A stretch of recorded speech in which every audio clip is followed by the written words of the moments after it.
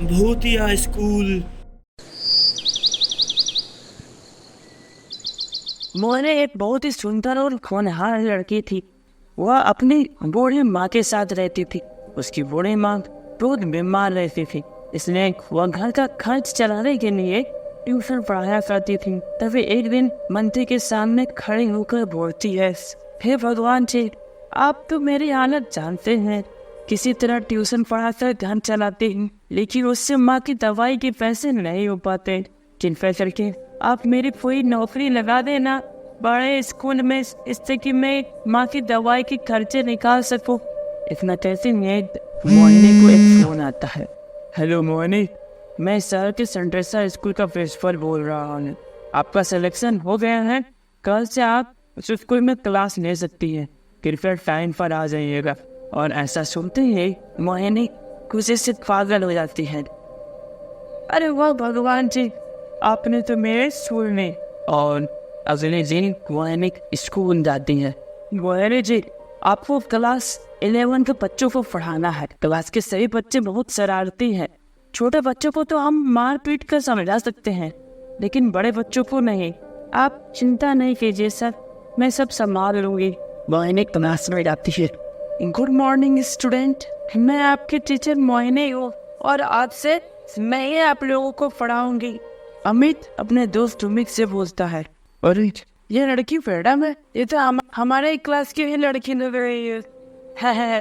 अरे अमित जो भी हो, पर मैडम है बहुत खूबसूरत और दोनों आपस में खूब हंसने लगते हैं।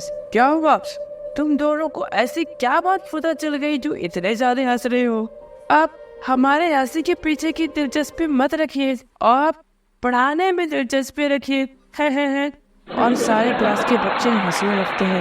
मोहिनी को बहुत ज्यादा गुस्सा आता है, लेकिन वह मन ही मन सोचती है अभी गुस्सा करना ठीक नहीं है। मोहिनी बच्चों को पढ़ाना शुरू कर देती है। मोहिनी देखती है कि अमित और सुमित क्लास में पढ़ाई नहीं कर रहे हैं। अमित, तुम स्कूल में पढ़ने आते हो या गेम खेलने? अब ये फोन तुम्हें नहीं मिलेगी। मैडम, आप मुझे नहीं जानते, मैं अमित सिंघानिया हूँ, इस शहर के सबसे बड़े अमीर बिजनेसमैन के बेटे। तुम किसी के भी बेटे हो, अब फोन तुम्हें नहीं मिलेगा। अगले दिन मोहिनी फिर से क्लास में आती है तो देखती है पूरा क्लास हल्ला कर रहा है। अरे अमित, ये तुम्हारे पास दूसरा फोन कहाँ से आया? टीचर, आपको क्या लगा आप मुझसे एक फोन छीन लोगी तो क्या मैं फोन लेकर नहीं आऊंगा? लो, मैं दूसरा फोन लेकर आ गया। मैम, आज आप बिल्कुल मस्त लग रही हो, क्यों ना आप मेरे नए फोन पर एक सेल्फी ले लो? क्यों सुमित, चला तू भी आजा, दोनों मिलकर सेल्फी लेते हैं। और अमित और सुमित मोहिनी मैम के साथ जबरदस्ती सेल्फी लेने लगता है। ये सब देखकर मोहिनी मैम को गुस्सा आ जाता है और वह अमित को जोरदार तमाचा मारती है। ये सब देखकर क्लास के सभी बच्चे हंसने लगते हैं। मैम, आपने मुझे थप्पड़ मारकर अच्छा नहीं किया, इसका इंतजाम आपको भुगतना पड़ेगा। अरे अमित, अभी मैम को बोलना कुछ ठीक नहीं होगा, इसको हम तो बाद में निपटेंगे।